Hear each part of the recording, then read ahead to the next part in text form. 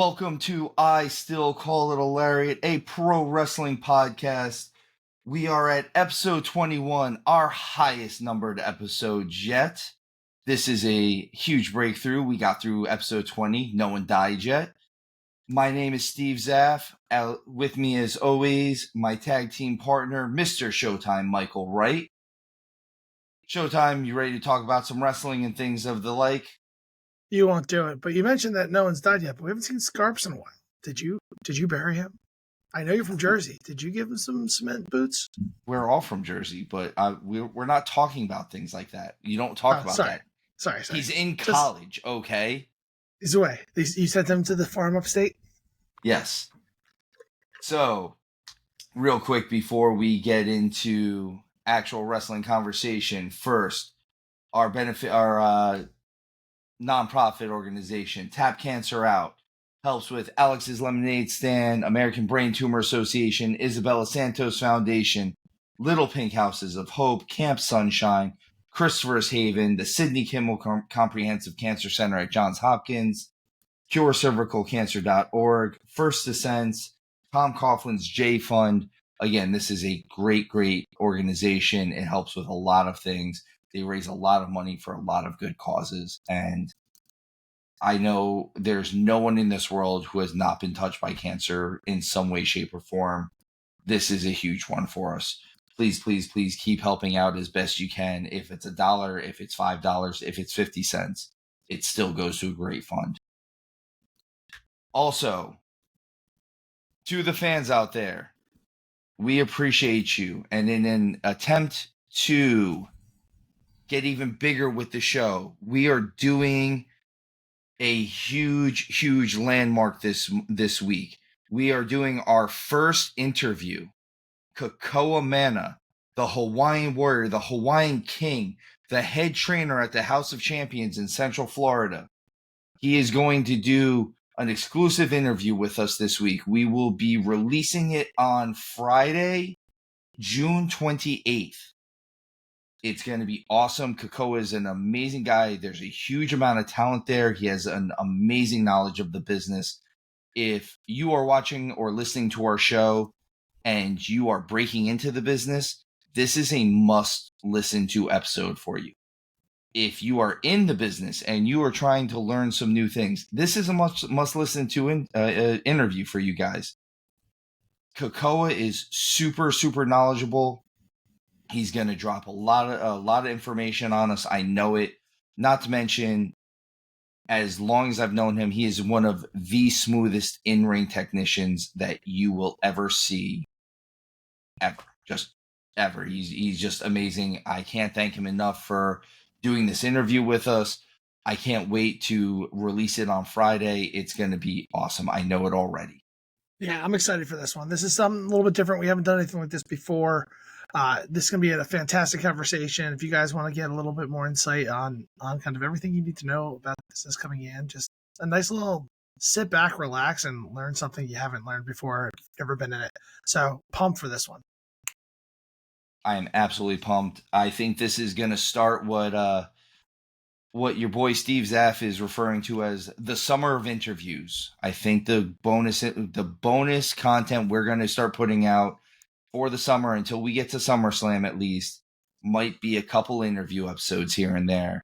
We've got a couple people on deck right now, but Kakoa, he is the lead off for us, and that is amazing. So unfortunately, we have to leave that good news. And around the wrestling world, we lost another legend today. This is, as of recording, it is June 25th. We lost Sika of the Wild Samoans at the age of 79 today. This is a true legend, a pioneer, if you will. He is the father of Roman Reigns and Rosie, not to mention several others. He is one of the patriarchs to the Samoan dynasty, if you will. Him and Afa ruled tag team divisions, just absolutely demolished them at times. He is going to be absolutely missed. I know, though the Savage style of wrestling was never mine or Mr. Showtime style, that does not mean that we did not appreciate the fact that the Samoans, especially Afa and Sika, lived by the rule of kayfabe. I know Mr. Showtime was telling a story before. We'll get a little bit more into that in a second, but just his early life, he was born on one of the islands of American Samoa. Actually spent quite a bit of time as a United States merchant marine. I mean, this man had a life and wrestled, I think, into his 50s. So he will definitely be missed. We send our best out to his family, to the wrestling universe that loves him. This is a definite loss. Once again, heaven gains a main eventer, you know? Someday we're all going to make it up there and we're all going to see the greatest pay-per-view in the history of Everdom. Yeah, go back and watch some of the matches from the Wild Samoans. These guys were absolutely awesome. They like I said, lived the kayfabe. There is a great story with them traveling with Hulk Hogan, where Hogan was driving down the Jersey Turnpike. He had an unregistered gun in his glove compartment, and he asked the Wild Samoans to come to his defense. And instead of coming to his defense, they just kind of grunted at the police officers. So all three of them were arrested. So, because back then kayfabe was real. But really, their style was great. They really they lived in a moment. I don't know if that kind of style would go off today, but they were absolutely awesome in the ring. Everyone that went up against them. He had a world title match against Bob Backlund back in the day, which was really cool. So there's some real good meat to go back there and watch some of their older films. I always love to use this as an excuse to go back and refresh or watch stuff as a first time when you lose somebody. So definitely check it out. I would absolutely go back and watch old Wild Samoan stuff. Honestly, it's some of their tag team matches. They had some great tag team matches just with a bunch of different teams. There was a little while where they did heel work. There was a little while where they did babyface work. Their stuff when they were with Captain Lou Albano. Again, what was it? I think Lou Albano managed like 6 different tag team champions in a row or something like that. Like he just kept moving. He was just part of the tag team titles. Yeah, he knew how to move around. And then there is that legendary tag match with Rocky Johnson and Tony Atlas that they go up against, where you have like the whole family in the ring. Essentially. Well, that was before there was 70 people to the family tree. I mean, that was the beginnings of the set. That was the start. Was the seed. And it just keeps getting bigger and bigger throughout the wrestling industry. Like, you want to talk about a wrestling royal family, this is about as big as it gets. They are about as important to pro wrestling, and honestly, with the Samoan culture, rugby and football are getting in there too. So we're starting to see them just everywhere. But he will absolutely be sorely missed. I know he was out on the rampway when they officially did the match with him and Jey Uso, and he put the necklace on Roman. Again, I think this is more than a good enough reason to go back and watch these older matches of theirs. Go back on Peacock, or if you're listening to us internationally, the WWE Network is still around for some of y'all. Go watch some of that stuff. And just watch the difference between what they were doing compared to everybody else. I love that it's still, no matter who does it, it's called the Samoan drop. I wonder if when they started doing it, if it was always the Samoan drop or if it was just, the drop. Yeah, beforehand. At home, we just call that the drop. The drop. That's like if you go to like Montreal, they don't call it like French onion soup. They just call it onion soup. Just soup. It's just soup.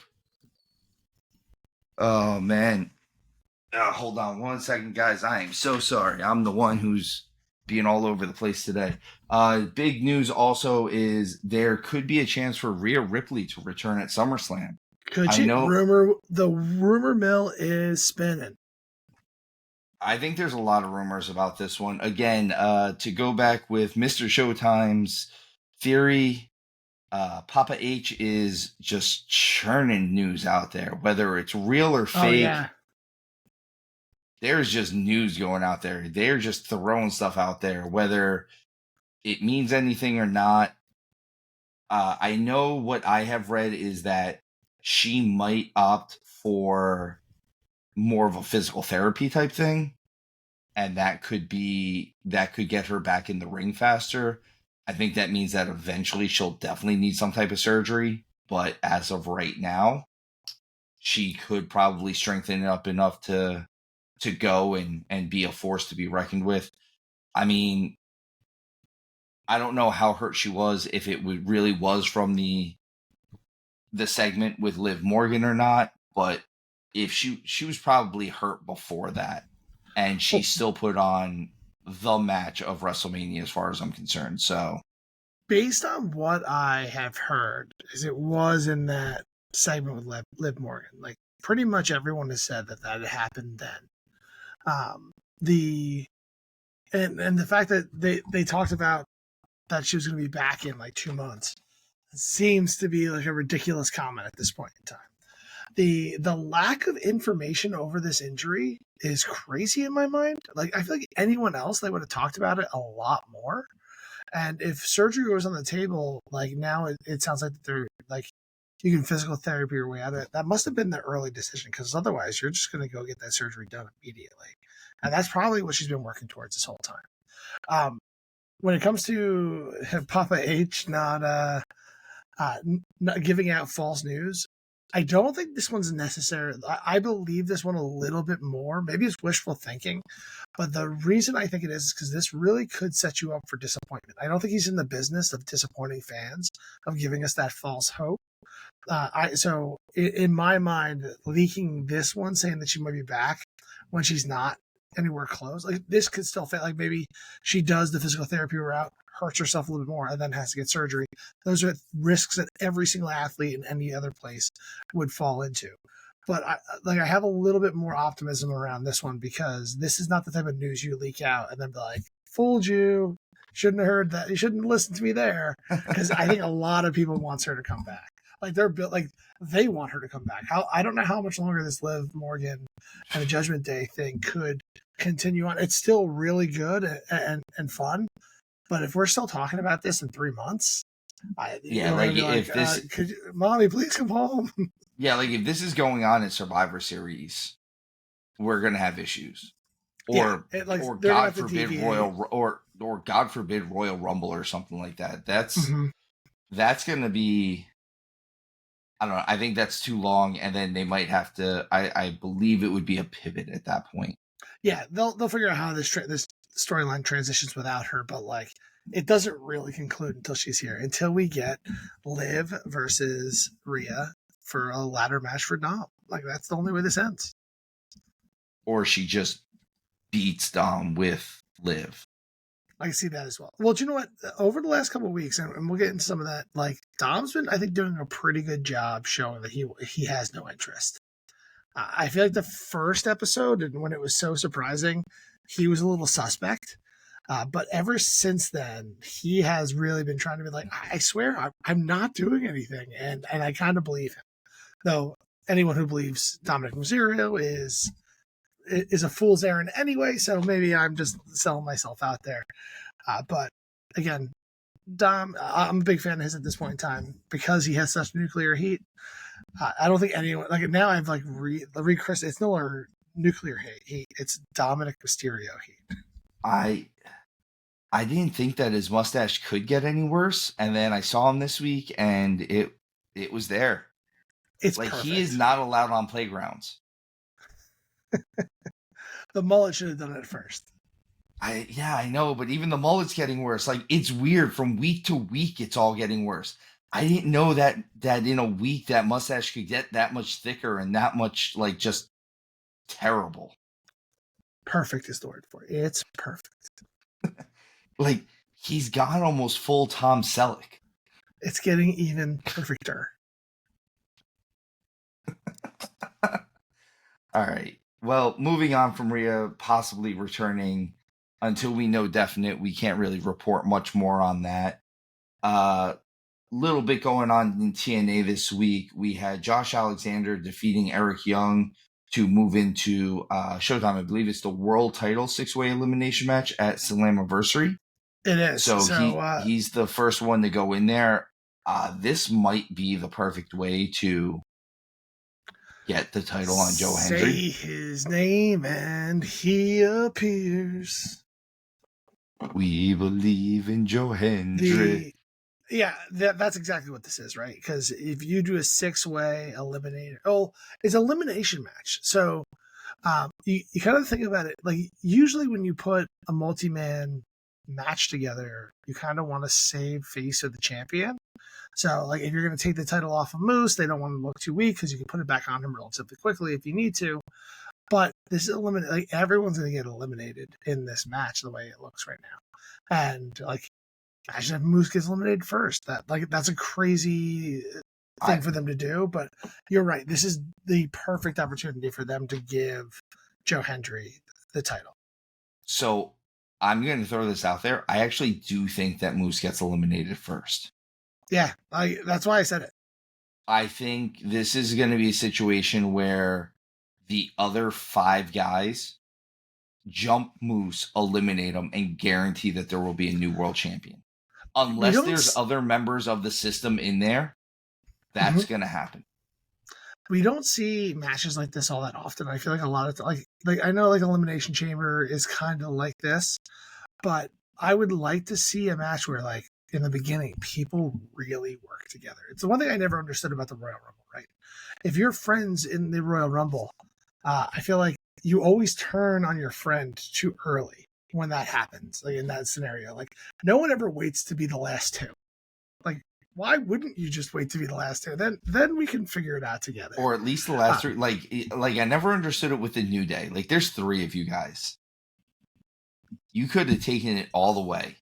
Yeah, like just hunker down, get in there, eliminate everybody else, and then have fun. All right, it's you and me. Let's do this. Let's eliminate each other simultaneously. And one really of us is going to headline WrestleMania, or all 3 of us jump out at the same time. But we'll see how this stacks up. I definitely see Frankie Kazarian being involved in this. I don't know. I could see Frankie and Joe Hendry doing a qualifier match together. So we'll see, because like they kind of been building this feud between the 2 of them a little bit here and there. They did it at their last pay-per-view. Then they were at NXT. Against All Odds pay-per-view. Yeah. And then they were at NXT at the same time. So like I'm curious on how they're going to work that feud together, because it was kind of just out of nowhere.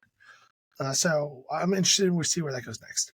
5th and final person to be involved in this, other than Moose, Jordan Grace. Like she'll be in this match. She'll be in the six-way elimination match. I could see it. She's right. She's done men's matches before, or intergender matches before. TNA is the one that is synonymous with. They put their actual heavyweight title on Tessa Blanchard at one point. Mm-hmm.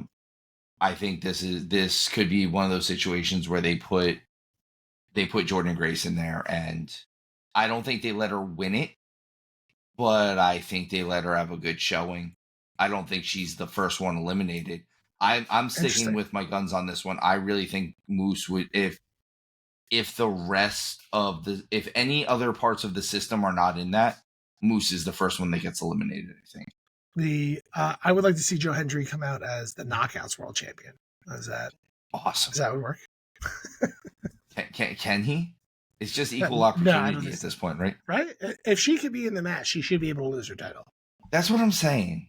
It's just weird. Fair is fair. Yeah. Look, there's some pretty men out there. They can win. They can do this. Oh, man. And this conversation is going to be how we get canceled. I don't know. Way worse things have been said, and we're playing around. This is jokes. We're joking, actually, but fair is fair. Just make a title at this point. Listen, she won the digital media championship. Well, like in all honesty, I would like to see more intergender matches at this point in time because there are some women out there that can throw down. Like I could easily see like Rhea versus Ricochet would have been a cool match. That would have been a really cool match. Like I'm not trying to put her out there against like Braun Strowman or like these massive people. Like I don't want to see Rhea versus Roman Reigns. Like that should be a squash match in that But way. I mean, to your point, what's the difference between doing something like that where you said like Rhea versus Ricochet or like Rhea versus whoever the IC champion is, like Rhea versus Sammy? What's the difference Rhea between? versus Sammy would be great. Yeah, what's the difference between that and a couple decades ago doing China versus Chris Jericho? No different, but the fact that though that's the time is different. Sorry, let me just get my thoughts. This is talk about conversations I did not expect to have today. That was different, right? Because China was an anomaly in a time where that was unheard of. But today, with the way we talk about sports and the way we talk about equal is equal, or however you want to say it, I could see you putting more of these women in matches against men that they could legitimately win. Like they're fighters now, right? Like the Divas division never would have worked. They were mostly there to just show them divas. off. That was the difference. Exactly. And you can't put them in a match with any man at that point in time. And I know there's been plenty of times where you have the best woman from one sport play a man in the other sport, and the man usually wins. But whatever. But since this is wrestling, and you have some of these women who are incredible athletes, because I could see Rhea going in there and just whooping some. I could see her taking down Sammy. Like Sammy was the perfect person. I could see her taking down Sammy, and then having the IC title. I could definitely see that happening. And again, like Jordan Grace is another one of those ones who I could see going 100%.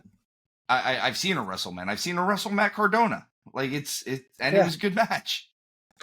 I think this type of match also opens up the opportunity to have a little bit more of that intergender equality.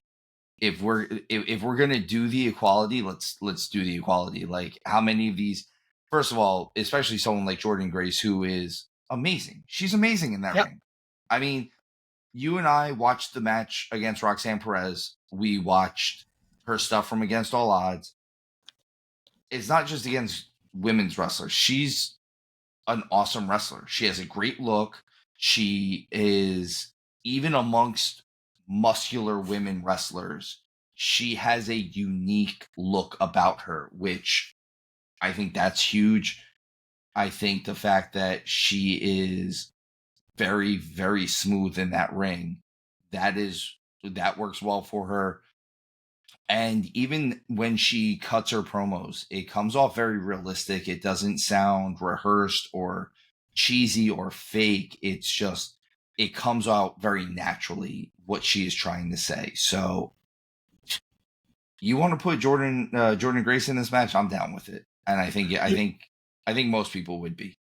You heard it here first. Steve Zapf thinks she's going to win the 6-way eliminator and be both the TNA champion and the Knockouts champion. It's a bold statement, Steven. I didn't go that far, but I don't hate the idea. It's an interesting one. Except for the fact that it means that Joe Hendry will not be the world champion at that point. I mean, yeah, and we believe. We absolutely believe. So moving on from TNA's world title, let's move on to AEW's world title. So Dynamite this week started off with some showdowns between Swerve Strickland and Will Ospreay. I really like what they're doing with this right now. I like that they have Swerve leaning into the heel aspect of it a little bit more. I feel like Ospreay's so hot. Trying to have him go heel at this point would be trying to going against the grain way too much. I think they're making the right choice with having Swerve, even if he's not really a heel. One of them has to kind of be the bad guy in this situation. And if you're going to use one of them, it should probably be the guy that breaks into houses, right? Yeah, I mean, yeah, I guess so. I don't love the they're just swinging the alignment of a wrestler to whatever side it fits the story today. Again, I talk about the rules of engagement when it comes to wrestling and like setting those parameters on what we believe and what we don't believe, and making that stuff make sense. And right now, Swerve has been built as a face for this whole time as a champion, and just because he's fighting Ospreay for no reason, he's going more heelish. That doesn't make sense to me. What you're saying makes complete sense. Like, he is definitely, of the two, the one that should go that route. But I still don't think they should be facing off against each other. I mean, but really excited about this match. I think this match is going to be absolutely amazing. So I think this match is going to be great. I also don't think Will Ospreay is walking away with the world title. I think you're probably right. I don't think Will Ospreay should walk away with the world title. I think if they were going to put the world title on him at this point, they should not have put the international title on him. Unless they're unifying it. But it seems like he's at least defending that international title a lot. Mm-hmm. He's maybe they've got him defending it a lot because they're unifying. I don't know. Tony likes titles. So here's if he unifies this, he can make another one. Brand new shiny object. Look, brand new. The unified world title. Came out yesterday. So the thing is with this, I could see Ospreay winning this title because they just don't know what to do with Swerve. Like, I don't think Swerve's title reign has been all that impressive when it comes to his storyline. His matches have been great, and I think Swerve can do more. And I just don't think they're giving him the opportunity. So I zero blame on Swerve. I just don't think he's in like the main storyline of the company. And I think that the world champion should be that guy. We've been saying that for weeks and months now. We've been saying it for months. It's not even weeks. We've been saying it for months. Since he beat Joe, he's been a secondary thought. And even going into the Joe stuff, he was kind of almost secondary. The top title in AEW right now feels like tag team titles, except for they never really defend them. So another world title going on with this one is Toni Storm, the AEW Women's Champion. She had a contract signing with Mina Shirakawa. This went pretty much how everyone thought it would. It was a lot of Mariah May gushing over both of them realistically, and then trying to say that after everything happens, they'll all be best friends. For one thing, no, I don't think that they will be all best friends. No? Is that how that works? What? And it seemed like this was almost just a ploy to have the lead-in for Saraya, Anna Jay, and Harley Cameron to come in and challenge all three of them, which again is a ploy in and of itself, just to get 6 beautiful female wrestlers in the ring at the same time. And also a reason to give Saraya a match that maybe keeps her around a little longer, because it sounds like she's not happy with her booking. I don't blame her. A lot of it, she left WWE because they kind of wouldn't give her the chance to get cleared. And they've almost just made her a manager again in AEW. Again, I don't know if she's been hurt lately, but they had her win the women's world title in Wembley last year, and it's like an afterthought now. And that's the script, isn't it? And I mean, Anna Jay, she has a lot of potential. Harley Cameron, she's a great singer. I think she could be a good wrestler. She's in deep with a lot of the wrestlers training, and I think they all train hard. I think a lot of the storytelling with this is meh.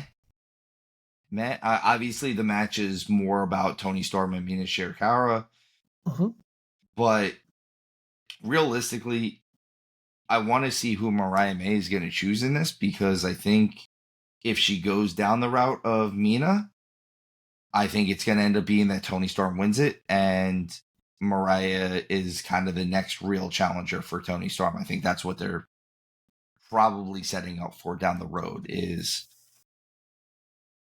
I want more of a burn here. I don't want them to split up Mariah May yet. I really like the chemistry between them. So I'm not looking forward to that at this point in time. I want this to feel like it's getting old first, and then it's like, oh, it's time to break this up. I don't want it to get old. I don't want to get anywhere close to being old. But I like Toni and Mariah May together. So the one thing I do like about some of the buildup that they've done with this match, though, is that they had Toni Storm do a vignette and they had Mina Shirakawa do a vignette, and it's essentially the same vignette. Like, if you look, the way the interviews are done, and like Mariah May's in the background doing her modeling poses and stuff like that, and she essentially says the same thing about both girls. Just, oh, they're the best in the world. They're two of the best wrestlers in the world.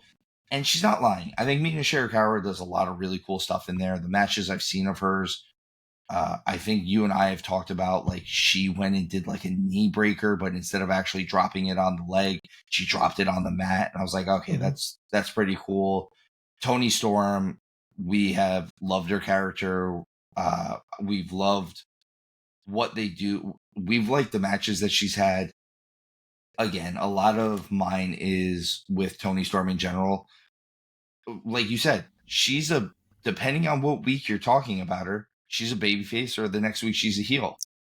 But hers makes a little bit more sense to a certain degree because of kind of how her character is built, where you could swing easily between I don't care about the peons out there and the crowd, and then swing the other week being like, why are they booing me? I need them. They validate me.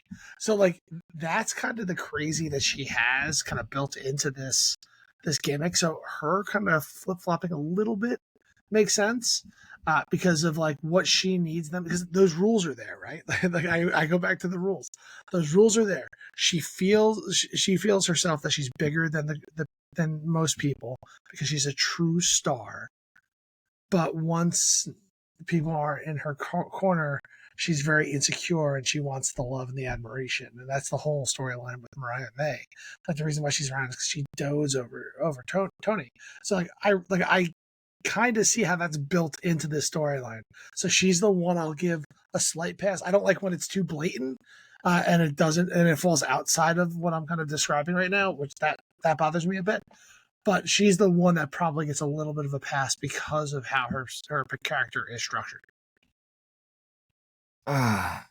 So moving on from them, because I realistically, there's not much more to say going into that. I can't wait till I want to see this match.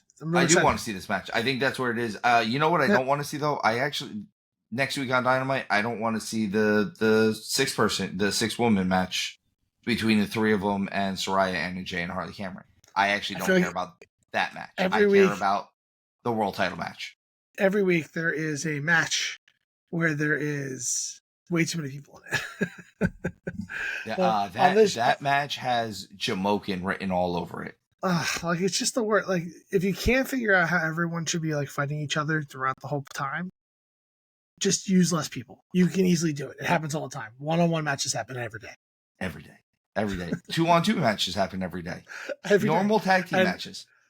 And they just stand outside the ring. Like, standing outside holding a little rope is not Jamokin. That's just following the rules. And I got this rope. Again, back to the rules. Back to the rules. We had MJF and Roosh. I'm sorry, not Rush. Roosh had, I guess, their blow-off match. They had a match. I don't think they're going to wrestle anymore after this. MJF came out on top. I thought the match was good. I thought MJF showed a nice amount of possible ring rust. Whether he had real ring rust or not, he portrayed that he did, and I did like that. I thought the match was good. I thought the storylines coming out of it with Roosh possibly going to the Don Callis family could be cool. Another loser in that stable. Another guy that's okay at best. That's not Takeshita. Can we just push Takeshita, please? Can we just push Takeshita? I mean, Ospreay is in that faction, but he doesn't need any of them apparently. No, and I think him being in that faction is going to be what ends up costing him the title against Swerve. I think you're right. I think they should have done it with the international title. I think they're going to do it with the world title. Well, he just made comments that he doesn't need any of those guys to win. And when you say that, and then you throw to a shot of them watching the interview, now I know that they heard. Like, some people might have missed that, but now I know that they know. That you know, that I know, that they know. I know that you know that they know that I know that you know. This is exactly. That's a lot of knowledge. I think, and again, maybe this leads back into. Here's the thing: if Takeshita doesn't come out with the TNT title and Ospreay doesn't win the world title and they don't unify it, I could see this leading to a feud with Takeshita and Ospreay for the international title, which I'm on board for. Give me all of that. Give me 3 or 4 months of that. I just don't know if that's the route they would end up going with it, especially since it seems like everything that they're doing lately, it seems like they kind of want all of their big names to just be coming to a head. I don't know if this has something to do with how they're going to set up Wembley. Like, hey, we're going to make sure no one knows who anyone is facing at Wembley. But everything that they're doing is, after they did the MJF with Roosh thing, they had MJF and Ospreay come out and save Daniel Garcia, and then they had a stare down. That setup, which also had Ospreay give the respect to Daniel Garcia, which could also lead to Ospreay versus Daniel Garcia, which I don't hate the idea of that match either. They're building him up the right way. Listen, I've been trying to be nicer to AEW, and I feel like I'm doing a good job today. Like, they're doing a lot of things right. They're just also doing some things that could be a little bit smoother. The transition that they use could be smoother. It's all whiplash, right? It's like, I have this one storyline this week, and it's completely different the next week, and it's completely different the next week. It's completely different. That's the thing. There's no slow burns. They're telling one show stories. Yep. We need, which is, I'm going to say this as nicely as I can, it's a very indie mentality. It's the EFED world. They're EFED in this. And we're back to that. Mm-hmm. I see all over it. I spent a lot of time in the EFED world. It's written all over it. I mean, even the names of their shows, Dynamite and Collision. We've gotten to that, but like the way it's structured, like each week, unless there's like a world title or there's like a number one contender already set up, you kind of feud. You have different matches, different people, just kind of on a whim until you get some real storylines built in. But at least in the EFED world itself, you have two people talking to each other to try to build out a storyline. I don't think that's happening here. I don't think so. Again, and it seems like a lot of people are on collision courses right now. So I'd like to just figure out who's going after who. It'd be nice. It's just something I'd like. And don't get me wrong, I think at the end of all this, we'll get MJF versus Ospreay at some point. You can't have two guys that are that big of stars. I mean, the finals are head. Yeah, like I don't think you can not have them go head to head at some point, or at least be involved in whatever feud is going on for the world title. I feel like in AEW they might actually do the first match of the Owen tournament be Ospreay versus MJF, just to really throw. They can't be the finals if they're first, and then they're still somehow the finals. Well, neither one of them are actually in the tournament right now, as far as I know. We do have some stuff going on with the Owen Hart tournament. So this week, Pac beat Claudio, which I'm really happy about that. We were saying that if they use this tournament to elevate Pac to a main event status, I think that'd be great. Again, you string together 3 or 4 big wins for him. Claudio's a huge win. The end of the match, awesome. It was a stolen win. Showtime, I know you always love a stolen win. It was a series of roll-ups from both of them, and Pac just happened to hold him down on a crucifix for the extra 1 second. But I also would like to have seen Claudio do some stuff. I think he's just so talented for him not to just feel like enhancement talent in his own right. I mean, I also agree with that. I think this match is setting Claudio up. Realistically, I think they should split up the Blackpool Combat Club. I mean, they're technically split up now, aren't they? When was the last time they were together? I don't know. One of them's in Japan. The other one's fighting crazy ass matches without everybody else. So it seems like this was specifically, though, their chance to start a switch for Claudio. After he lost, he really kind of lost it. He ran past Bryan Danielson. Danielson kind of almost nonchalantly left it. So either Danielson's going heel or Claudio's going heel at the end of this, because afterwards it was, listen, it happens to all of us. We all lose sometimes. And Claudio was not happy about it. So we'll see how he'll do the Pac storyline next. Probably. Either that or Claudio's just gonna flat out steal Drew McIntyre's storyline, basically. Ooh. They do it to each other all the time, so I could definitely see it happening. I mean, if someone else is going to pull it off, I could see Claudio pulling it off. So, and he's almost as big and strong as, he's probably stronger than McIntyre, but he's almost as big as McIntyre, so I could see all that. On the women's side of things, Willow Nightingale beat Serena to advance in the women's Owen. Once again, this was a really good match. This showed a little bit of cunning on Willow's part. She faked a knee injury for a second. And then when Serena went to run to the ropes, she ran to the other side, hit her with the pounce, and then hit her with that big sit-out powerbomb. 1, 2, 3. Again, I'm not surprised this was a good match. I'm really liking the stuff that Willow's doing, and I'm also really liking the stuff. I've always liked what Serena Deeb does.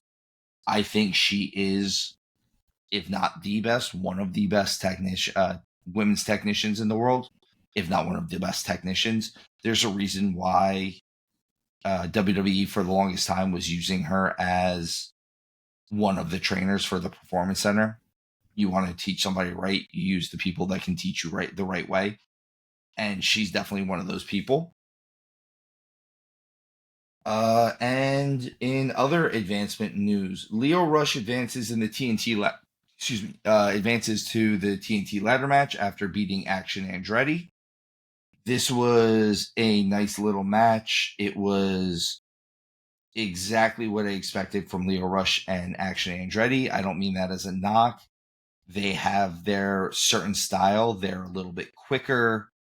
Honestly, Showtime, this match has a little bit more of your match pacing to it, though Action Andretti is a little bit more of a flyer, Lio Rush is just kind of fast.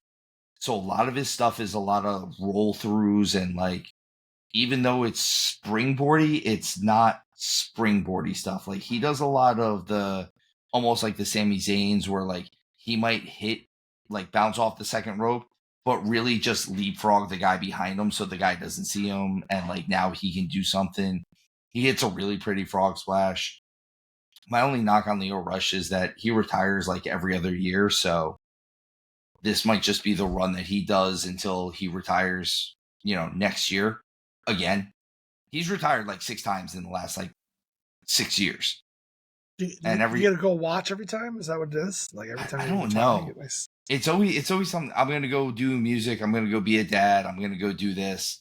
And then all of a sudden, it's like 3 months later, he's all of a sudden in a different promotion. I'm like, oh, well, hi. What's up, Leo? How you doing today? No, you're still doing the same stuff. Cool. That's awesome. But we get another, what is that? I think that's 5 guys for the ladder match. We got one more spot.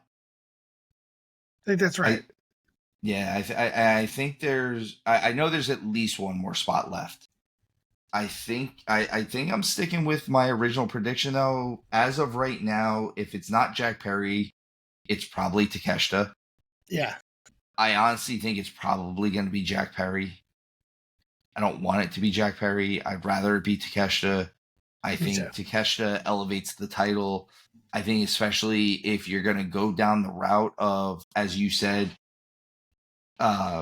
if they decide to merge the international and the world titles together and just do one title for those, making the TNT title the workhorse title now and having Takeshita do it, I think it would be awesome. And I think he elevates the title. I think him and the title elevate each other.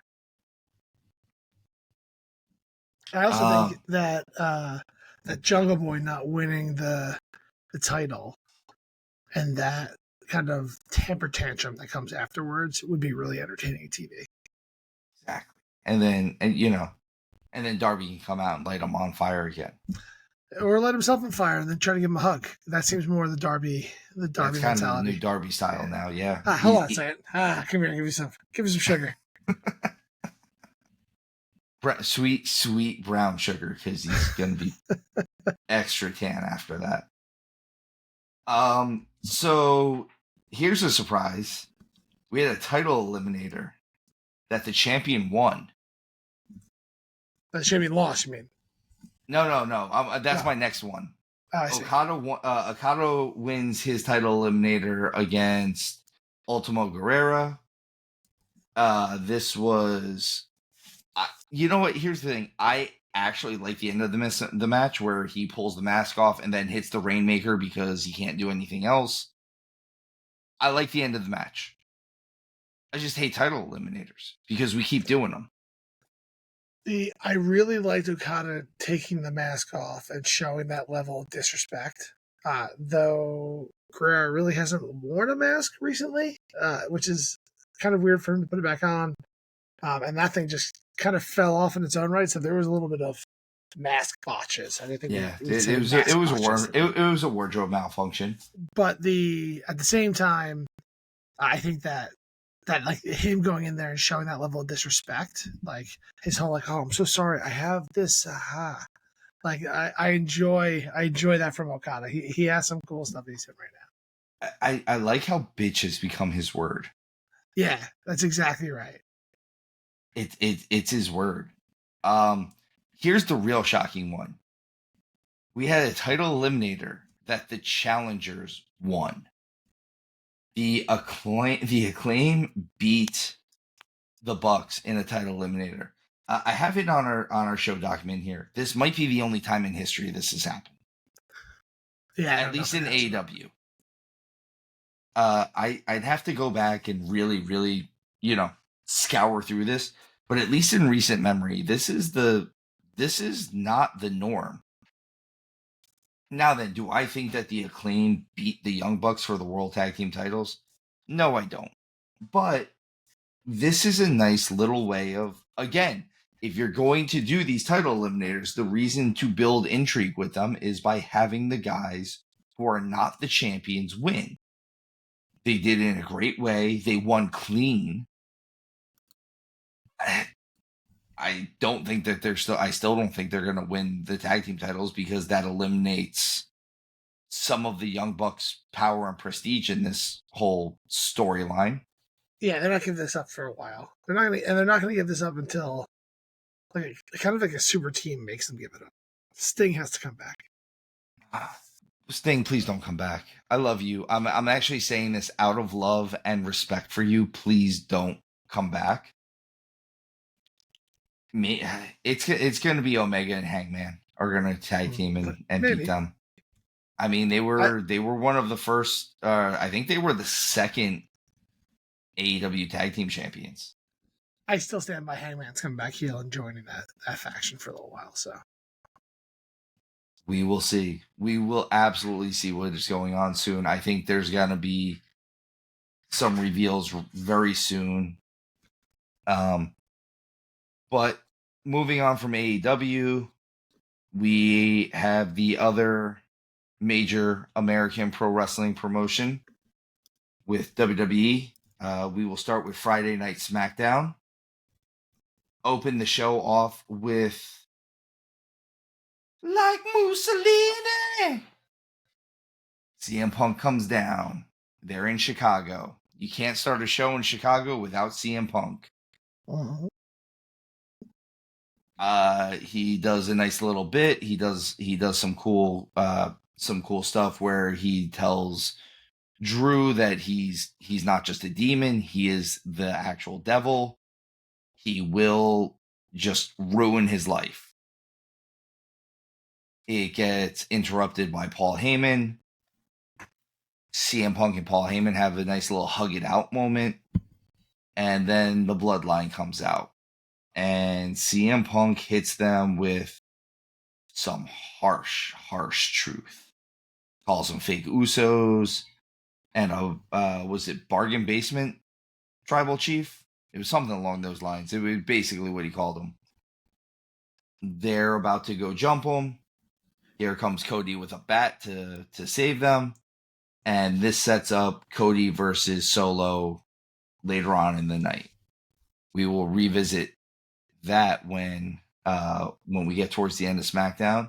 But all around I like this segment. SmackDown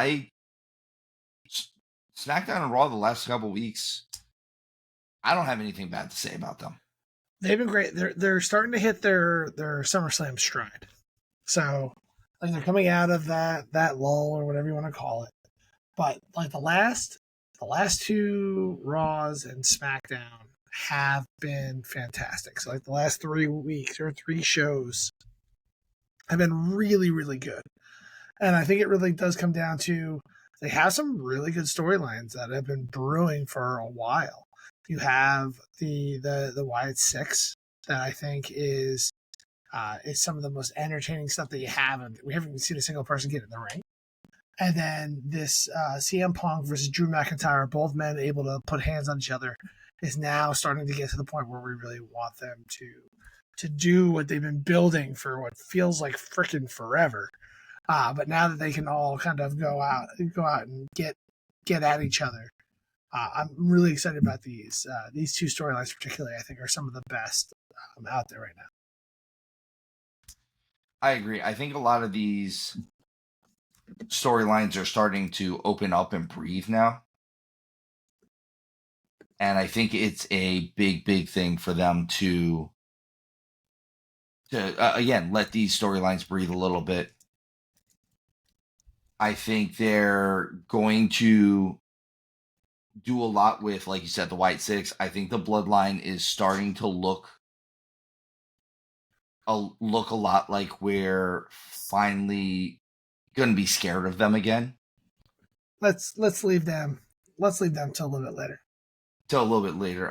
But Punk and Drew, man, is this getting hot, and I'm loving it. Just the war of words, I'm loving. We'll get more into a little bit more of it in a little bit more into that show. Other than that, we have Carmelo and Andrade advance in the Money in the Bank. Both of these were guys that you and I picked at one point or another. And when they announced these matches, we said last week that these guys were probably going to be the 2 that advance in this.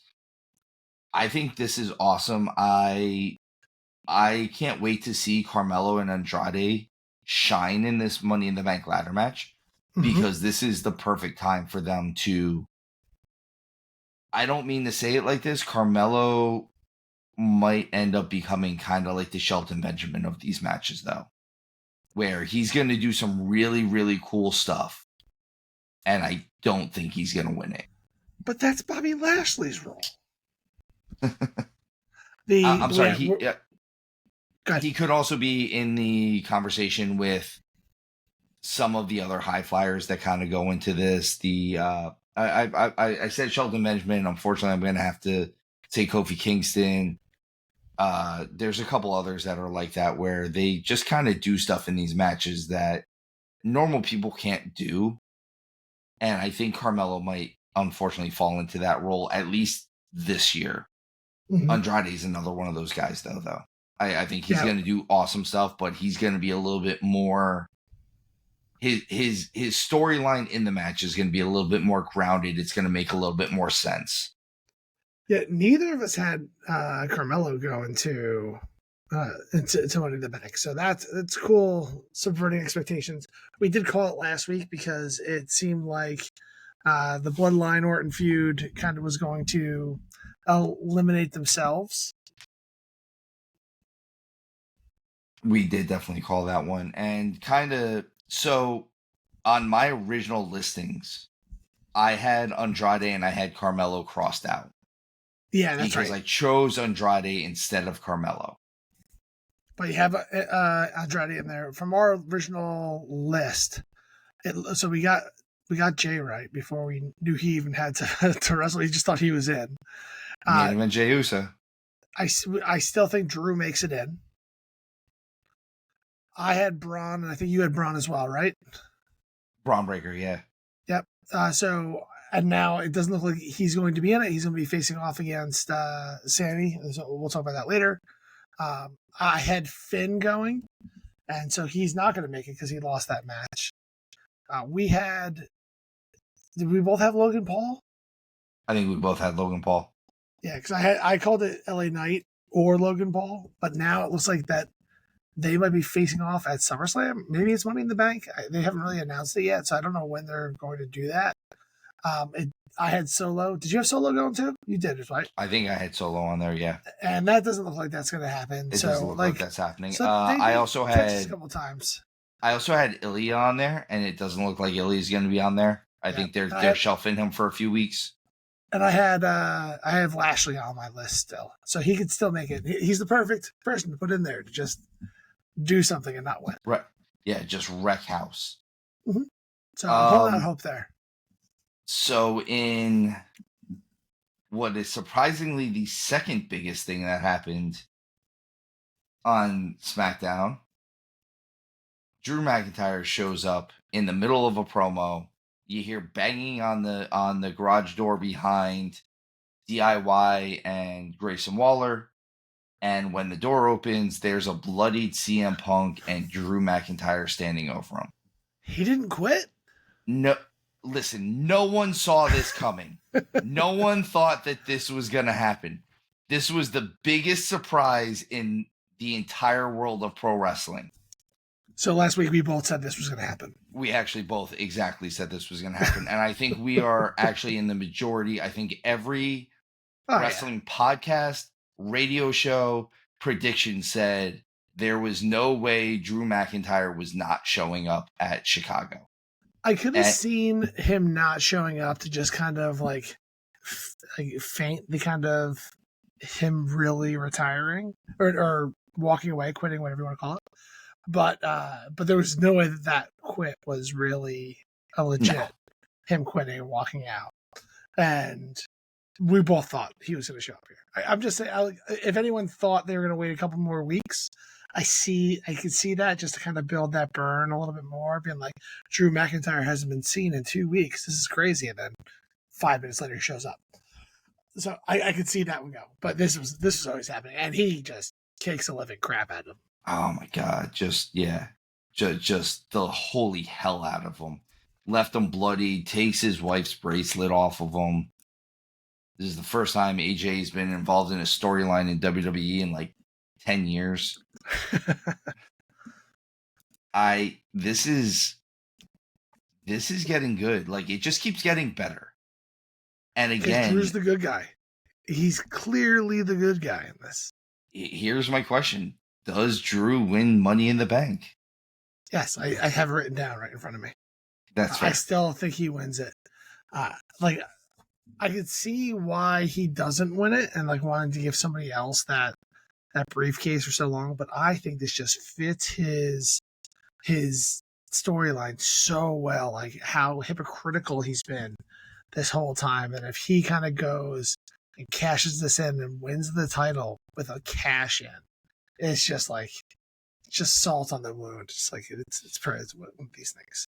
I'm gonna say this way though too. Drew has said that if he goes into Money in the Bank and he wins, he's gonna cash it in that night. Now, what if Punk screws up his cash in? He could, but like, how many times are you gonna do that? Like, it's just really annoying. Because like, Or do like, we it's get just the really cash annoying. in? I mean, we can't. No matter what the cash in would happen, if it happens at Money in the Bank, then he's got to face Gunther, right? Because that's how that works. Yeah. The only other thing I could see is he cashes in at SummerSlam Mm-hmm. and maybe does the Seth Rollins 3-way match thing, and he kicks Priest. Gunther is somewhere off on the island Jamokin, the Jamokin Island. It's very different. Jamokin Island. Jamokin Islands, and that sets up Gunther and Drew for Bash of Berlin. It's the only thing I could see how it goes down. He'd have to beat Punk earlier in the night in order to do what you just said there. No, I could see him losing to Punk and then cashing in and winning. Yeah, but then he has to fight. He has to fight Punk again. Like, if he has the title and Punk just beat him, you have to have that match. You have to have him defend the title. Yeah. It's just a lot. There's a lot of moving parts with this one, and I actually like the fact that we don't necessarily know exactly how this is playing out. There's too many scenarios that could happen to be able to predict, and I dig that kind of storytelling. I really like that because, for one thing, we don't know what's exactly going to happen, but also everything that they're doing for everything that could happen makes sense for it to happen. Again, it follows the rules. Moving on from Drew just absolutely shit canning CM Punk, we get our main event of the night. Cody Rhodes, the American Nightmare, the WWE Undisputed Universal Champion, versus Solo Sikoa, the heir apparent to the Tribal Chief, I guess, if he is not the actual Tribal Chief. And this match went about as much as I thought it was going to go.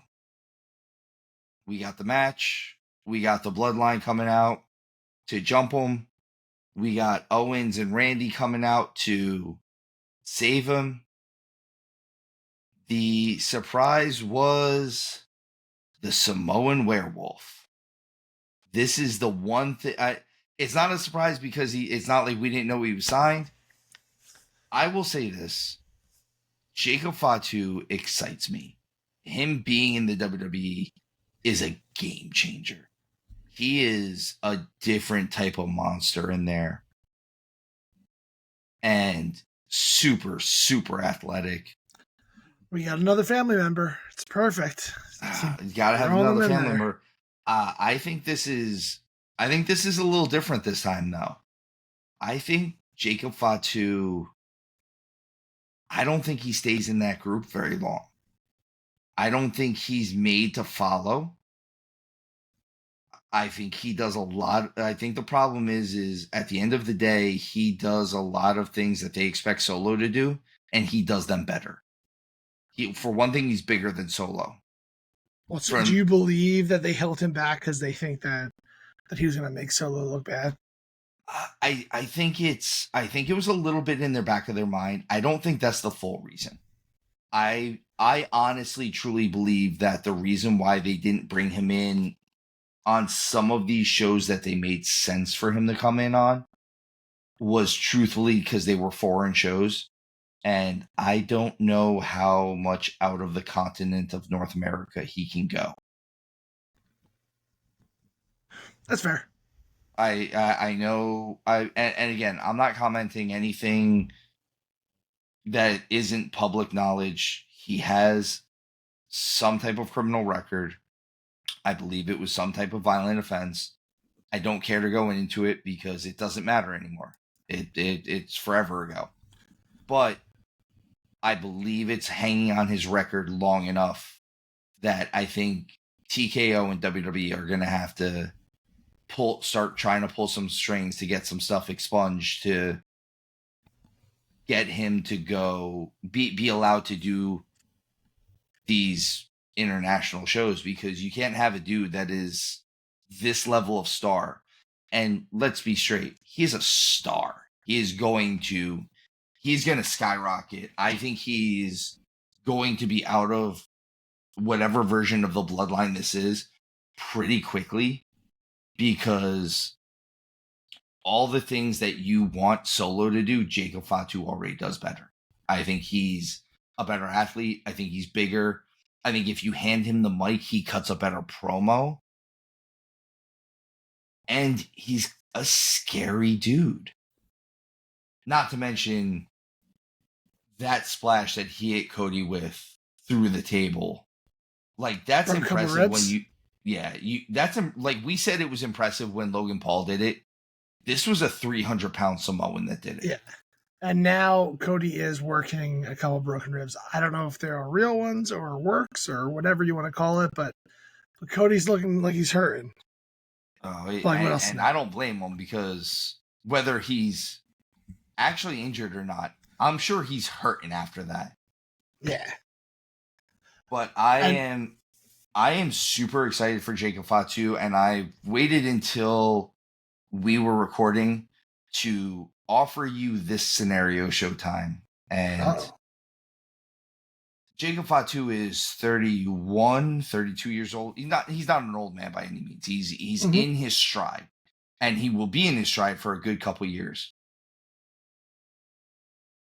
What happens I'm going to give it this long of a time period, a year and a half to 2 years.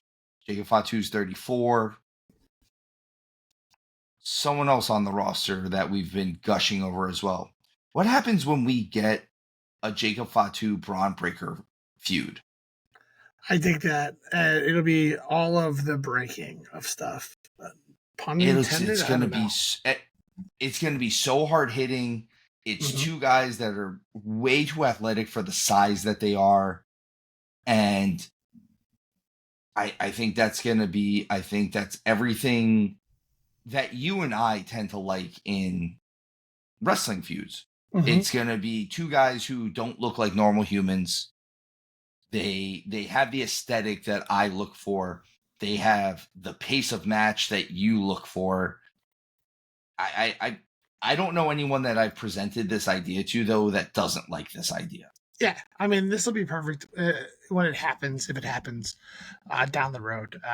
Can't wait for it. Hopefully it's for like a world title. Like I would like to see Braun get a little bit more kind of matches under his belt.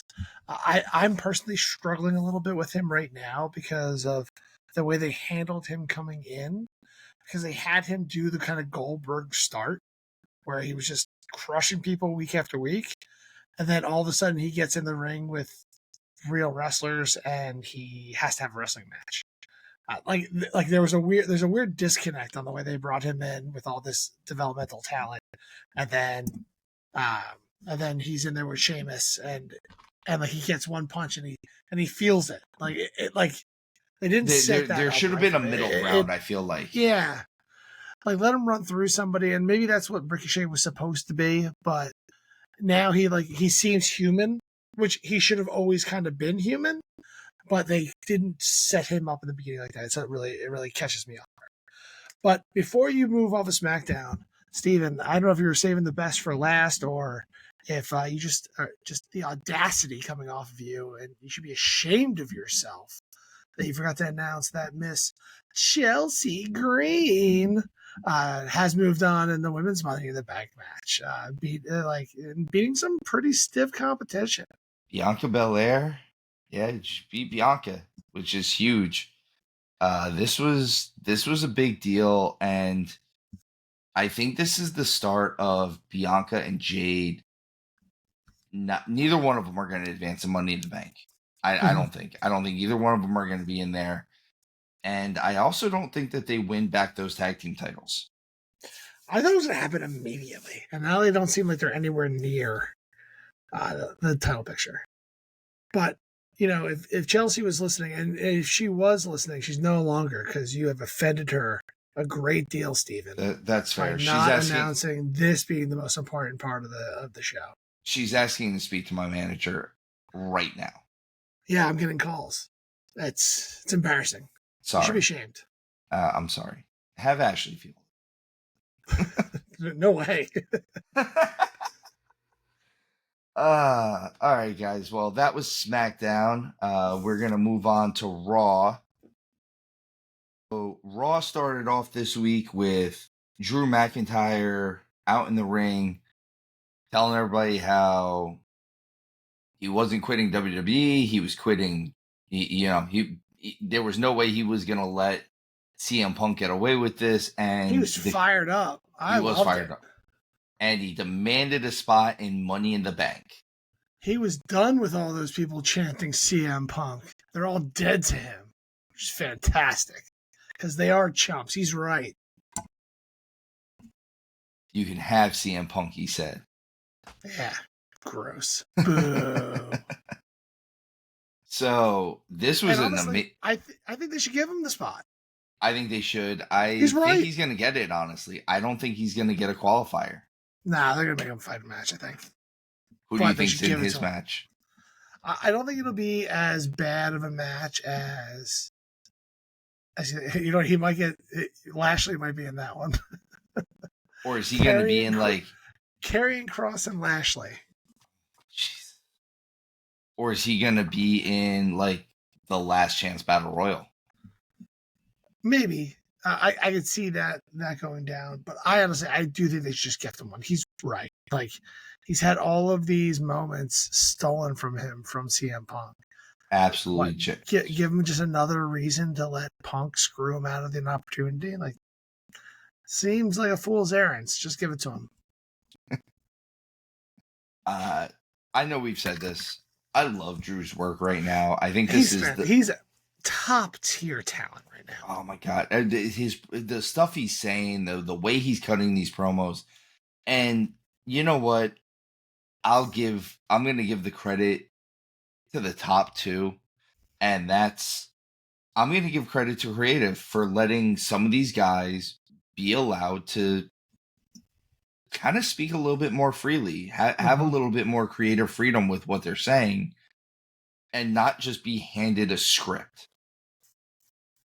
Because he is doing phenomenal work. CM Punk is cutting amazing promos. Who else? Seth Rollins is doing good work. I think Priest is doing good work. A lot of these top level guys, as soon as you let them be a little bit more comfortable in what they're saying and doing, are cutting really good promos. On it, I hate to say it like this, but I think one of the worst promos that gets cut lately has been possibly Cody.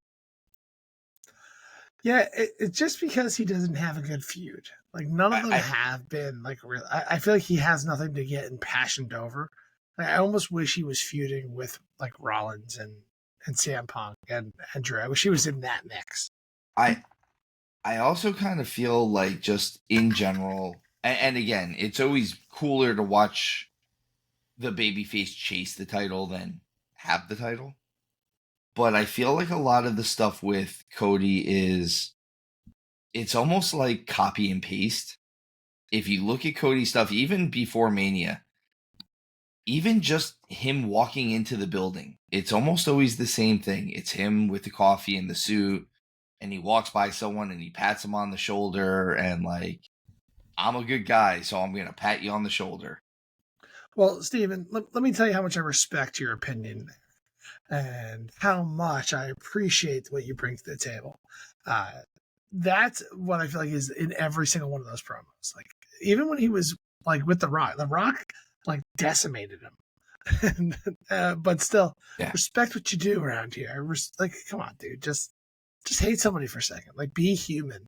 I think that's part of his problem. I don't think he's human enough with what's going on. But I also don't think it's completely his fault, because I don't think they've handled what they were going to do after he had the title very well.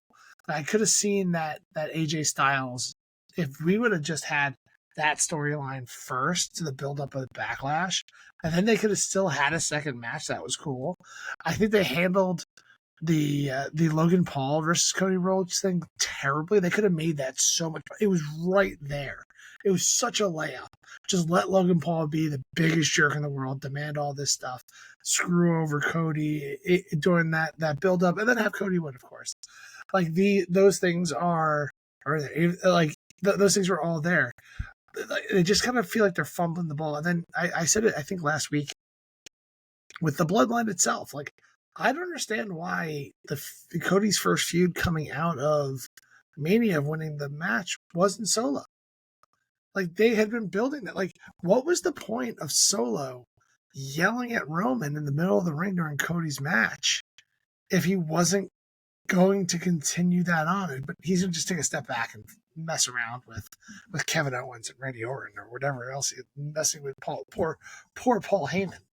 It just doesn't make sense, kind of, the way that they handled Cody's storylines afterwards.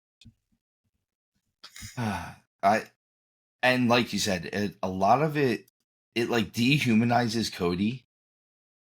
I don't know. Even a lot of his getting emotional and crying promos, it seems so forced that it's... Listen, someday when Cody goes heel, whether he wants to or not, I think it's going to be awesome. Mm-hmm. But and to the point where he's going to get booed out of the building, and I think he's still going to think he's a babyface.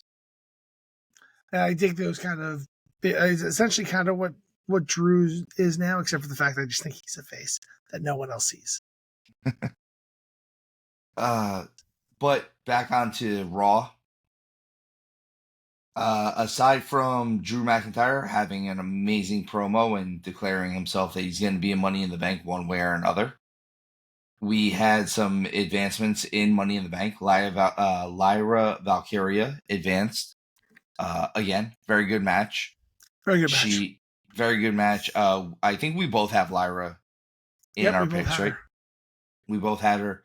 One of the surprising ones in this one, Chad Gable. It's a miracle. He lives. He's alive. I would like to see this stuff with him and the Wyatts make him a little bit more serious. I know he's... Even going into the stuff with Sammy, he was still, like, as much as they were trying to make him serious, he was, like, still too goofy heel. I really like the segment that they had after the match where he goes and talks to Otis, and Otis doesn't forgive him. Maxine seems like she's trying to be kind of peacekeeper or trying to get them back together because he went back and really apologized. I thought that was really powerful. I think that might be leading to what you're saying, where he gets a little less goofy and he becomes a bit more real now. I really am curious on what the connection between Chad Gable and the Wyatt Six are going to end up being. So I'm curious on all of that. And then, of course, that when the Alpha Academy turns back, there are the Creed brothers. There's, what do they call that? The three of them? What's the faction called? Diamond Mine. It used to be, or it was. I don't even know if they still call them that. So, like, they're all there, like, ready to kind of fill the spot of Alpha Academy, which I thought was pretty interesting. The Gable match, the match in general was really good. I like a lot of this. Muscle over Bronson Reed with that German suplex. Ooh. Again, this is part of the reason why I think I'd like to see Gable get a little bit more serious. We've seen him do the goofy again. It's hard not to compare him to Angle just because there are so many similarities. So similar. Like I see Angle while I watch him fight. But like think about it. We saw Goofy Angle, and Angle was able to do Goofy, but he was able to switch back and forth a lot of times. Sure. And think about, I always go with when Angle came back around and he went over to SmackDown and won the World Heavyweight title just before Ray won, when Ray won the Royal Rumble and then beat him for it in memory of Eddie. That was when he started doing the wrestling machine thing. Mm-hmm. And I would love to see Gable start being the new wrestling machine. He goes out there, he might he cuts a more serious promo. He doesn't do the joke moves anymore. Now he just goes in and he out wrestles you because he should. Mm-hmm. He should. You know, if he wasn't an Olympic level wrestler already, he's still an all-American wrestler. He should be out wrestling just about everybody. Now, if it turns into a fight, that's a hugely different story. You know, there are guys who might be able to outfight him. But in a wrestling match that is purely wrestling, if he can get you down and hold you down, he should beat the tar out of you. I would like to see him versus Braun Breaker. Get those. I'd like to see him versus Braun Breaker. That would, I think, that would be a lot of fun. I think a lot of people with Braun Breaker would be fun, and I think a lot of people with Chad Gable would be fun. I think Chad Gable elevates a lot of talent. I could see the two of that being the fastest match I've ever seen in my entire life. It would be so fast. It'd be so fast, but it would be so good. Oh, great! Like I think it would be perfect. Like you would see Braun Breaker get muscled over for once. Yeah, and it would be so cool. And it works. And as you forget the Goldberg treatment they were starting to get. Be like, oh no one wants to see this again. I forgot. Let's change course. Like when if you saw Chad Gable hit the Chaos Theory on Braun Breaker. Mm-hmm. Awesome. But like I said, those were the advances. I think that they're doing a lot with the Chad Gable end of the storyline. I think they're doing a lot with the White Six end of the storyline. We'll get a little bit more into that a little bit later. We get Seth Rollins and Damian Priest meeting in the center of the ring. This was, once again, a pretty good segment. This seems to be leading a little bit more into what you've wanted, Showtime, which was Priest not sitting on both sides of the fence. Be a face, be a heel, be in Judgment Day, don't be in Judgment Day. Pick a side. Pick a side. You need to do something. And them raising the stakes with, okay, Seth is either, if Seth doesn't win, he doesn't get another title shot as long as Priest has the championship, or Priest has to quit the Judgment Day. I think this raises it high enough where, for once, I don't know if Rollins or Priest are going to win this match. I could see them going either way with this pretty easily. I think you got to have Priest go over. I think that win is going to be what makes him looked at a little bit more like that world champion. And then you can have him lose to Gunther at SummerSlam. That's the only thing that really makes sense to me, in order to get this, because that's why I was interested with the stipulation, because you can take away Rollins challenging for the title because Damien's not going to have the title that much longer. Whereas then if they're not ready to break up the Judgment Day, then they're going to be and they take him out. That whole staple's going to fizzle. I agree with that. I just think I don't know. I want Priest to figure out which side of the fence he's on, because even his promos now, he looks, I don't want to say unhappy or unsure, but kind of unsure of what he's saying. Like, he's cutting a good promo, but he also looks like he has this look like, man, I just can't wait for this to be over. Just pick a lane. Be all in. Sometimes you have to pick a lane. So that raises the stakes for that. Honestly, again, they cut a good. They did a good segment with this. I think Seth coming back is just huge in general. I think this is going to be a good match. I can't wait to see it. We only have I think 2 more weeks until that anyway. A couple more weeks. So this is going to be awesome. Another big development is Braun Breaker is officially challenging Sami Zayn for the Intercontinental title. And no one's going to get involved in that match. No one. Sheamus isn't going to be involved with this. Ludwig Kaiser is not going to be involved in this. No one. Especially since Braun Breaker's entire thing on this was, can I please just get a match where no one gets involved in? They might. I can see this could be interesting where he went and demanded the match. So a match where no one else can get kind of interfere. And so then the GM makes it a lumberjack match. Just literally put everyone out there. It's like, oh, anyone can interfere if they want to. But just to stick it to Braun. I could also see this being, again, Sammy's still pretty hot right now.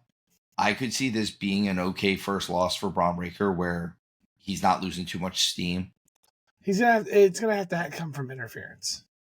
I think it comes from interference or Braun Breaker gets disqualified. I could see him. I can see that. I could see him getting disqualified just out of frustration more than anything accident. else. Before we get into some of the other stuff, we've been talking a lot about the Karrion Kross New Day feud. I love the stuff they're doing. I love Karrion Kross looking at Xavier Woods saying, "Don't be the Marty Jannetty."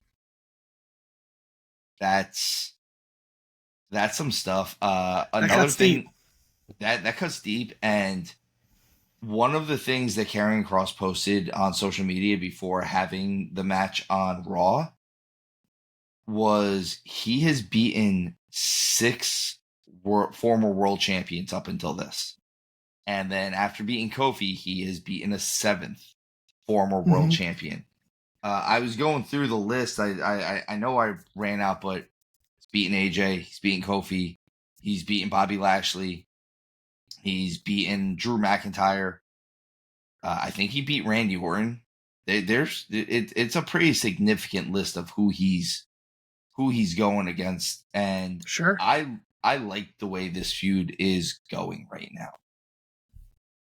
I'd like to see it get a little bit more light. Again, I'd like to see this breathe a little bit more, and maybe I'd like to see Karrion Kross be the guy who takes the IC title off Sammy. Yeah, I mean, I said that earlier. I think that would be really cool. But again, they didn't give us much with this feud just in general. Overall, it was a fairly quicker segment. Now then, we're going to talk about what everyone's going to be talking about right now, and that is going to be the Wyatt Six and their vignette that they played on a VHS tape, allegedly. It was so good. It was so good. It was done beautifully. I love the fact that where they're having the face-to-face between the two of them is the Firefly Funhouse. Mm-hmm. I love the answers that are given. I love kind of the voice distortion for Uncle Howdy. Sorry, wrong Howdy. Everything that they've been doing with this Wyatt Six leaves me questioning how they're going to do the next week. And I think that's exactly what they should be doing with this right now. Agreed. You know what I really want to see next is I actually want to see each member of the Wyatt Six do this kind of interview style with themselves. I think it would be really cool to set up the motivations of each person, like kind of why they're all here, what they're trying to accomplish. And it gives you that less supernatural feel and more like you should be scared of these guys because they're sick in the head. Yeah, they're a little crazy. Yeah, so I really, really liked this one, like kind of him setting up why he was there, what he was doing, what his motivation is. For a lot of people who don't know who a lot of these people are. It's been a while since some of them have been around. Bray's not around anymore. So I don't know. I really popped for this. I thought it was so good. It was so touching on the way he talked about his brother. You could see the pain, but having himself interview himself with that like fractured mind kind of interview style, I just absolutely loved it. I can gush over that vignette all day. I also like on it where, like you said, the fractured mind, but not just I lost my brother and that's the worst thing that hurt about it. Like, I didn't know what to do with myself afterwards. Like And everyone it's this, forgot about me. yeah, it's this level of, I don't want to say selfishness, but the only word I could think of is selfishness. Like no one cared about me anymore. Yeah. All they cared about was that my brother had died, and that was all I was Bray's brother. 100%. It was very impactful. Like, it gives him a huge push. I can see him easily getting into like a serious title picture, like just leapfrogging everybody and getting into like the world title picture with the lot of contenders that we currently have. I could see that. I could also see, again, sometimes gimmicks like this, you don't need the world title. Like, you don't need a title. Sure, you just need. And I'm not saying he doesn't. I'm just saying a lot of times with things like this, like there was a long time where I really believed Bray Wyatt never needed the world title. I get that, but I feel like they want that moment, right? They want that moment to celebrate Bray in this whole kind of having Uncle Howdy come out and win it. I don't know. I think it's something that would be very entertaining and something that they're planning on doing eventually. I don't know if it's short term, long term, whatever it is, but I think that's in the plans. I think so. And I think there's still, again, it looks like there's still at least one or two people left to debut. So Well, there's one person, right? it looks like we're still missing Alexa Bliss at this point, which I think, Yeah. which it seems like she's going to debut as Alexa Bliss. Mm-hmm. Like everyone else has been someone else that was involved with Bray. They all debuted as characters from the Firefly Funhouse or the Sister Abigail character or things like that. I think that I think she's going to be the one that debuts still as Alexa Bliss. She might be the demonized version of Alexa Bliss, but she will still be Alexa Bliss. Yeah, and I'm pretty excited about that. I want to see Alexa back. I absolutely want to see Alexa back. I think there's going to be a lot done there that we've all kind of been missing on the last year. Outside of the Wyatt vignette, this is probably the saddest moment for Mr. Showtime. Boo. And that is the Judgment Day wins the tag team titles. Finn Balor and JD McDonough beat R-Truth and The Miz, The Awesome Truth, after shenanigans from Liv Morgan and kind of just trickery and chicanery against R-Truth. I'm still annoyed that R-Truth didn't get his like closure with that whole storyline, because I thought that storyline was fantastic with him joining the Judgment Day. It was really funny, and I was hoping to get some sort of closure out of that storyline. And I think they paid it off with them getting the tag team titles, but I really don't think that was the case. And honestly, I wish they would have had anybody else win these titles off of them. Even if they were losing it no matter what last week, having the Judgment Day be the ones that beat them kind of just throws salt on that wound again. I wasn't a fan. I agree. The only thing that this does is it furthers the Liv Dom. Sure. I mean the Liv storyline more than anything. I don't even think this furthers. I also think how you said, like, you don't think that Dom is actually interested in Liv. Mm-hmm. I know they're setting up Finn to be involved in this. Yes. I want to believe it's a red herring. If you say so, it's so blatant that I think it's a It's like thing. it's almost too blatant. Like that's my thing, is it's so blatant that like I wouldn't mind, especially I really like him. I wouldn't mind if you find out all of this was done by like JD and Liv. Mm-hmm. And I think that would be a nice twist to everything. Like, oh, all this, none of this was done by Finn and Liv. None of this was done by Dom and Liv. This was JD and Liv. And if anyone has any type of access to the Judgment Day stuff, and specifically Finn stuff, it's going to be JD. It's going to be the guy that they've been friends forever. They trained together. Mm-hmm. He's the reason why JD's in the Judgment Day. But who knows? Who knows? Maybe there's maybe they are just going to go down the obvious route with it, but I would like to see them maybe not. There's also a really good after Raw ended video that you should check out around the interaction between R-Truth and The Miz afterwards, where you kind of think The Miz might turn on him, but he ultimately doesn't, and they kind of hug it out. It's a cool moment that they kind of share with each other. I also think that The Miz might be winding down a little bit. I could see him doing a little bit more commentary, Yeah, I think hosting commentary type stuff. in his future.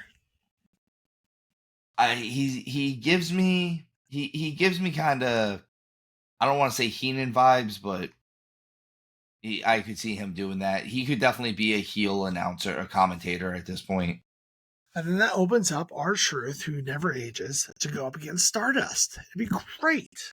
Yes, for the world title. I love it.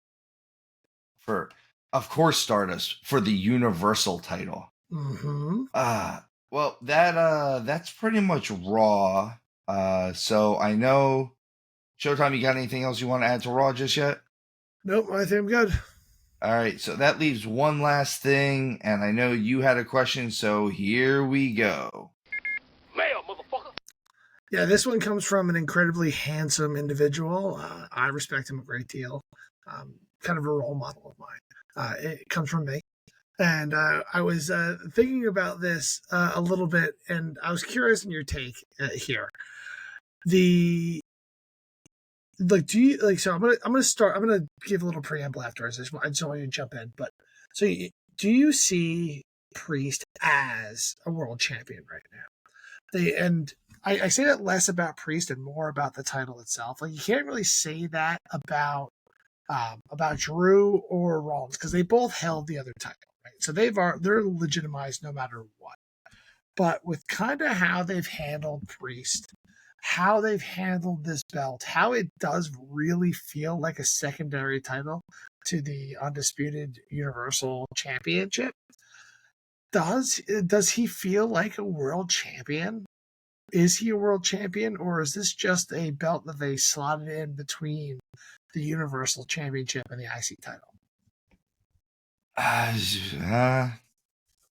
Again, I think it's a knock on the title more than anything else. 100%. That's why it's not Priest, but the fact that the title doesn't feel that big, it's hard to consider him like a world champion, really. I think Priest is doing his job. I think he's doing what he's supposed to be doing. I think the problem is, like you said, I think it's a title thing. I think this title doesn't elevate.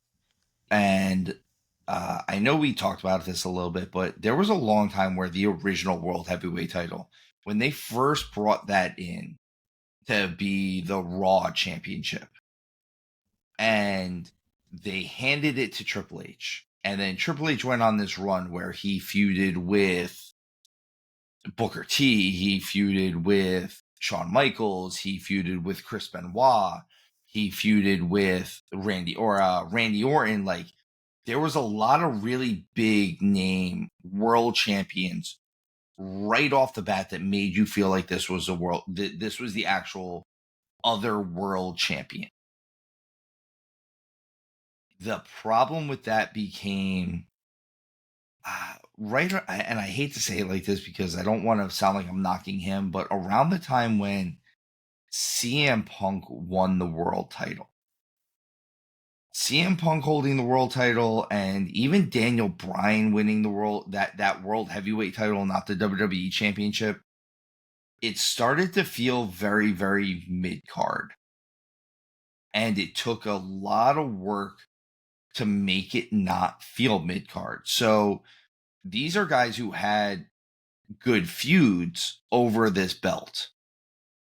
But there was even, it was just, and it's weird because it started off hot. Like everything, again, like I said, if you look at the people who held the original world heavyweight title, the one that has the descents, that basically was the WWE's version of the big gold belt.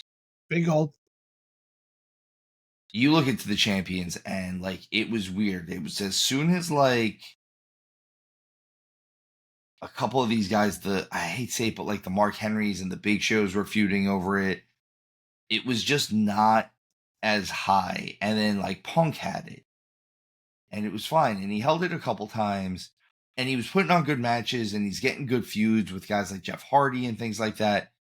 But again, even then, it felt like, well, this is like the IC title B list. Like, hey, like like, hey, you're too good for the IC title, but we don't really see you as world champion material.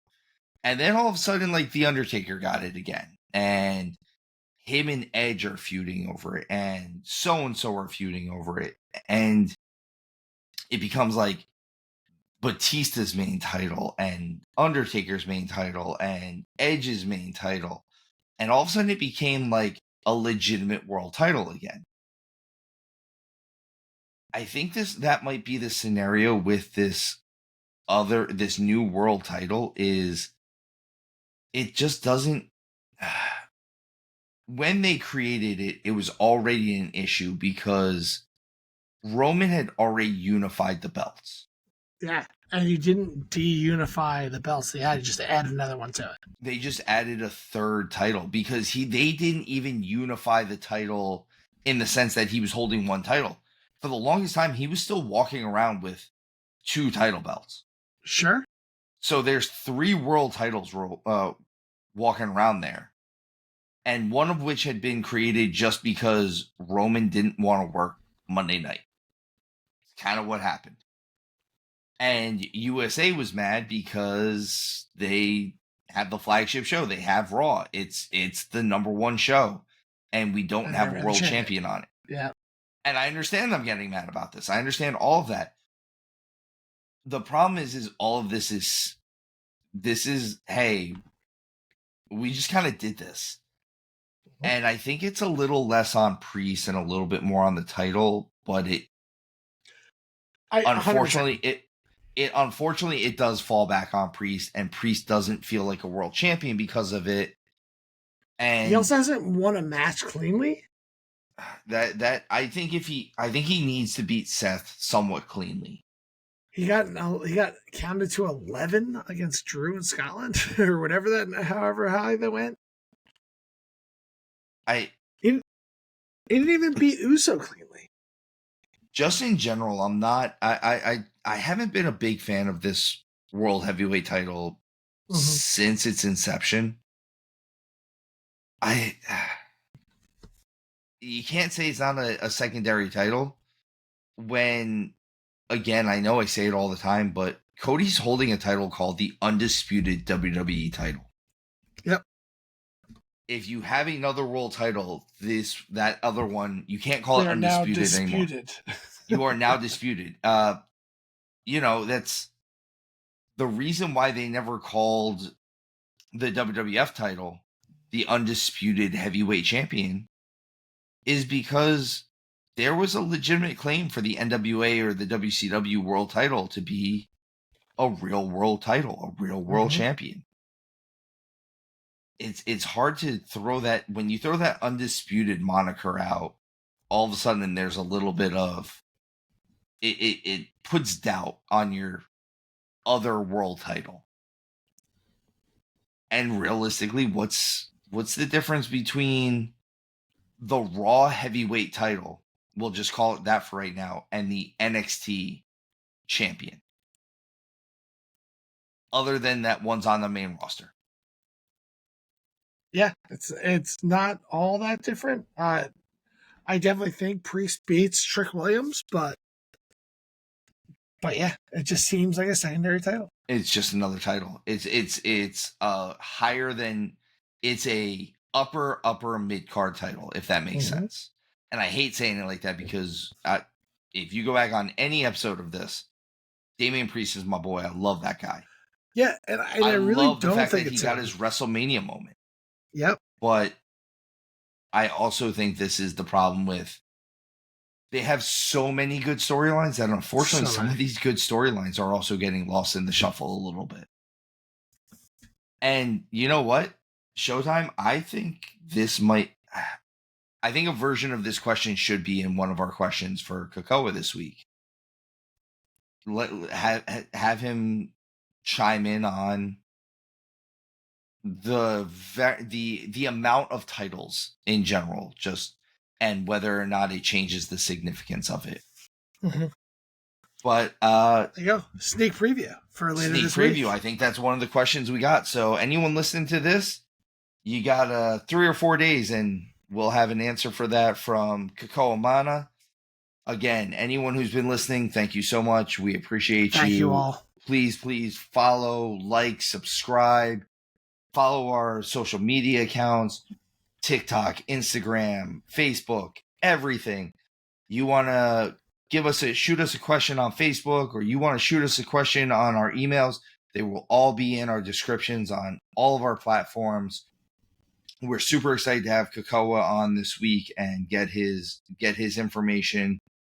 And honestly, follow him with his stuff on TikTok. Follow him with his stuff on for House of Champions. They are a great school. But other than that, Showtime, I think it's time to go to bed. Let's do it. Thank you all for listening. We really appreciate all the support, and we love you all. Have a good night, guys.